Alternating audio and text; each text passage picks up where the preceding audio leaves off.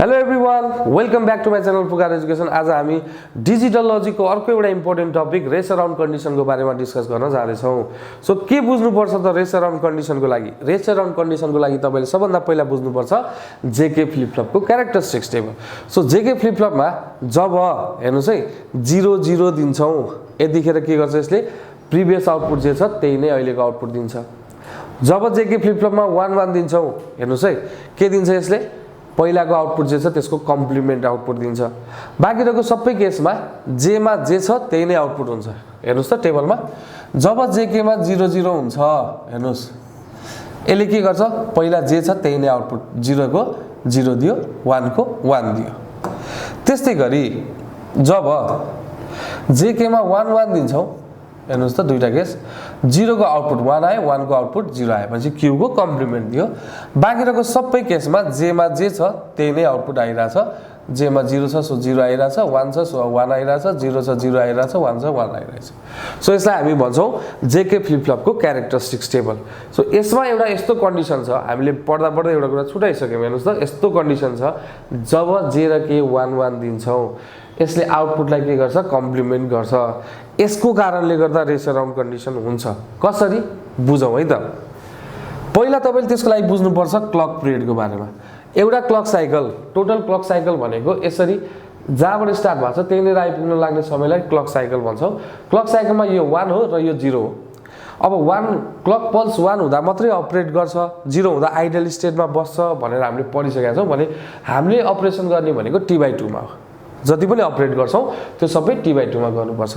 त्यही भएर मैले यहाँ पछि यता फिगर बनाउँदा T/2 को लागि मात्रै बनाउँछु, टोटल टी पिरियडको लागि बनाउँदिनँ। अर्को प्रोपागेसन डिले। के हो त प्रोपागेसन डिले भनेको? हामीले इनपुट दिइसकेपछि आउटपुट जति टाइममा आउँछ त्यसलाई हामी के भन्छौँ? प्रोपागेसन डिले भन्छौँ। कति डिले हुन्छ त? इनपुट दिएपछि आउटपुट आउन लाग्ने समयलाई हामी के भन्छौँ? प्रोपागेसन डिले भन्छौँ। अब सुरु गरौँ है त। अब हेर्नुहोस् त यसको अर्थ के हो? जब जेकेमा 1 1 दिन्छ यसले क्यूलाई कम्प्लिमेन्ट गर्छ। मानौँ है त propagation delay is very less than T/2। Normally propagation delay त एकदमै थोरै हुन्छ नि त। भनेपछि T/2 टाइम पिरियड भन्दा एकदमै कम हुन्छ प्रोपागेसन डिले, जसले गर्दा यसले एकचोटि भन्दा बढी अपरेट गरिदिन्छ के। हेर्नुहोस् है कसरी। सो मानौँ है जब जेकेमा 0 0 छ प्रब्लम भएन, केमा हो? 1 1 मा। जब जेकेमा 1 1 छ र क्यू बराबर 0 छ भने यसले सुरुमा आउटपुट कति दिन्छ? 1। ल हेर्नुहोस् है 1 आउटपुट दियो, ठिक छ, यति 1। सो यति भनेको तपाईँको प्रोपागेसन डिले, यतिमा यसले आउटपुट दियो। अब हेर्नुहोस् है आउटपुट दियो, अझै पनि टाइम छ त T/2 सम्म पुगेको छ? पुगेको छैन। यसले फेरि अपरेट गर्छ। फेरि अपरेट गरेपछि अब यसको लागि क्यू कति हो? अब यसको लागि क्यू 1 हो। भनेपछि अब यसले आउटपुट के दिन्छ? जे र केमा त 1 1 छ, यसले आउटपुट क्यू को कम्प्लिमेन्ट दिन्छ। 1 को कम्प्लिमेन्ट कति भयो? 0 आउटपुट दिन्छ। अझै T/2 सम्म पुगेको छैन। हाम्रो त अपरेसन जहिले पनि T/2 सम्म पुग्नु पर्यो। फेरि यसले आउटपुटलाई कम्प्लिमेन्ट गर्छ, 0 को कम्प्लिमेन्ट कति भयो? 1। फेरि यसले फेरि कम्प्लिमेन्ट गर्छ, 1 को कम्प्लिमेन्ट 0। सो यसरी आउटपुट चाहिँ के हुन्छ? जबसम्म T/2 सम्म पुग्दैन तबसम्म आउटपुट कम्प्लिमेन्ट गरेको गर्छ। ल भन्नुहोस् अब यसको आउटपुट कति आयो? ल भन्नुहोस् त 0 आउटपुट होइन, 1 हो। यो खाली कन्फ्युजन हुन्छ, यसलाई भनिन्छ रेस अराउन्ड कन्डिसन। अब डेफिनेसन वाइज लेख्ने हो भने के लेख्नु पर्यो भन्नुहोस् त?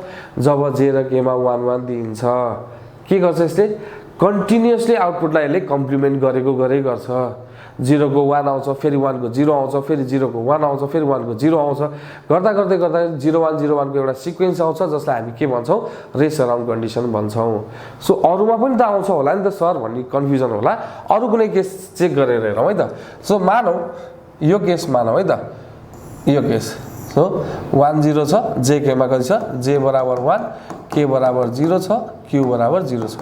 सो आउटपुट के आउँछ त? 1 आउँछ, ठिक छ, 1 आउँछ।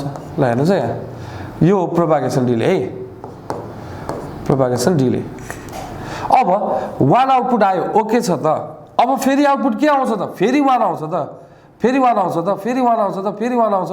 सो यसको अर्थ T/2 सम्म यसको आउटपुट 1 नै मात्र आउँछ। अरू सबै केसमा आउटपुट एउटै आउँछ, कि 0 0 0 0 आइरहेको हुन्छ, कि 1 1 1 1 आइरहेको हुन्छ। यसको अर्थ हाम्रो आउटपुटमा लास्टमा तपाईँले के हो आउटपुट भन्दाखेरि यहाँनिर भन्न सक्नुहुन्छ नि त तपाईँले 1 आउटपुट भन्न, तर यसमा सक्नुहुन्छ? सक्नुहुन्न। त्यही भएर त्यो केसलाई हामी के भन्छौँ? रेस अराउन्ड कन्डिसन भन्छौँ। यसलाई हटाउने दुईवटा उपाय छ। दुईवटा उपाय छ। एक नम्बरमा तपाईँले के गर्न सक्नुहुन्छ, propagation डिलेलाई greater than equal to के गर्न सक्नुहुन्छ, t/2। प्रोपागेसन डिले नै t/2 बनाइदिने के। यसको अर्थ तपाईँले एकचोटि भन्दा अपरेटै गर्न नसकोस्।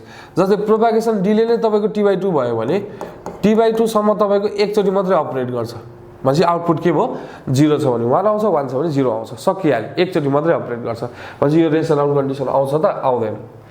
अर्को भनेको तपाईँले master slave flip flop use गर्न सक्नुहुन्छ। Master flip flop.